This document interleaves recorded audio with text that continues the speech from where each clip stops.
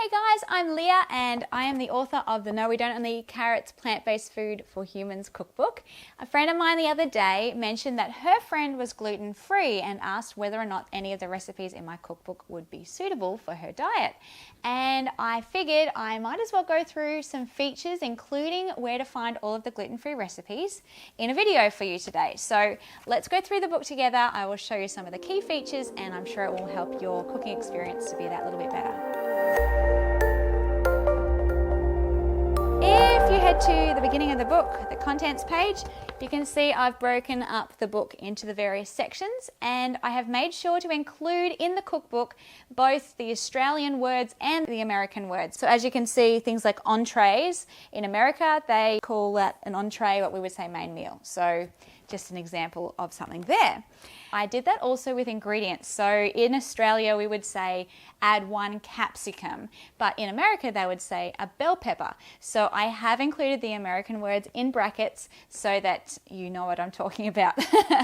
I also included the imperial measurements, not only the metric measurements. That way anyone in America is going to understand what I'm talking about as well. I also at the beginning of the book in that same section have the recipe key, which goes through all of the different symbols that I use in the cookbook, everything from gluten-free to nut-free and soy-free, and then all of the Thermomix symbols as well. I have definitely made sure for the majority of the recipes that I had a Thermomix procedure as well as the conventional procedure. I know this was really important for myself. Other features included on each page are the kilojoule counts, which in America you would say calories. And I've included the calorie count there as well, along with the serving sizes and the preparation time. That includes all of your chopping time as well as your cooking time. It just makes it easier to plan your day if you know ahead of time. I made sure as well, I'll stick with this recipe because I'm already here, to include some tips to give you handy ideas of how to make things a bit easier and also how to turn things into gluten-free recipe if they aren't already, and some alternatives. So these are generally some substitutes for your ingredients. And on another recipe, there we go. There was one, serving suggestions. I'll include a variety of different serving suggestions. So if you don't want to have the meal over the potato as it's served in the recipe, you might choose to have it with a salad or with some bread and so on. Okay. The other features I did mention earlier with the different symbols, you will find them on each recipe. So if a recipe happens to be wheat-free or gluten-free, soy-free, nut-free and so on, you'll see the symbols up the top and it makes it really easy just to have a quick breeze through, flick through on the couch, okay, great, that one's nut-free and that suits me or whatever. The other important things to mention include the index. Now, it's always waiting for you at the back of the book. This index is really, really thorough. So it actually goes, I think, for 6 pages. And I made sure to include as many alternatives for each recipe as I could. So if you are wanting to make the vegan cheesecake with passion fruit topping, then you can look up cheesecake, you can look up passion fruit, you can find various things like that and look them up. Also the key ingredients from every recipe, you can also look that up. So you can look up tofu, find the recipes that have tofu, the same with soy sauce and so on. Also, if you find a recipe and it has in the photograph, for example, you can see it has gravy in the photograph. You can look up gravy in the index and it will tell you all the recipes that have gravy. So I found that this was an important feature because I know for myself, I hate it when I see a picture of something and don't remember the name of it and then I can't find it anymore in the book and I have to flick through every single photograph. One of the other key features of the index is the fact that you can look up gluten-free or soy-free or nut-free and you will find every single recipe from the cookbook that has those parameters. So that saves a lot of time and you don't have to look at every recipe to double check those little symbols that I mentioned earlier. Now I did just mention before that you can look at the photograph and find ingredients and look them up in the index.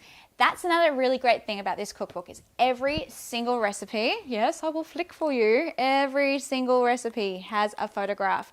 You will not find a recipe that doesn't. The majority, as you can see, have a 2-page photo. I know that that was a really important thing when I asked some friends what you want in a cookbook. Oh yes, I also have a meal planner.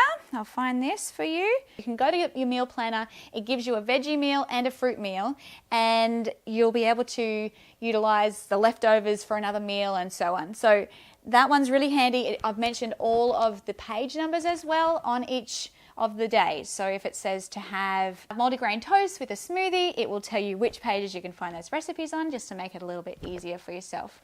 There's also a glossary in here that explains some strange words that perhaps you won't know about, like rapadura or gluten flour, if perhaps you haven't used gluten flour before. In the appendix, you'll also find a section about why should we eat only plants, and doesn't meat make me strong, and we answered some of these questions. And we also have some important health considerations about B12 and zinc and a few health resources. And I also made sure I mentioned a few alternative iron, calcium and protein foods that vegans and vegetarians need to make sure they eat a fair bit of to make sure you stay healthy.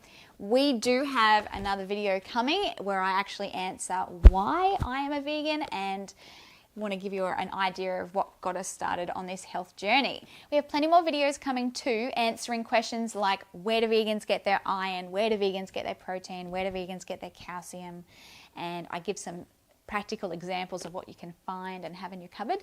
So keep an eye out for those. We also are doing a whole heap of cooking shows, cooking through the cookbook, to give you an idea of how easy it is to prepare healthy plant-based food.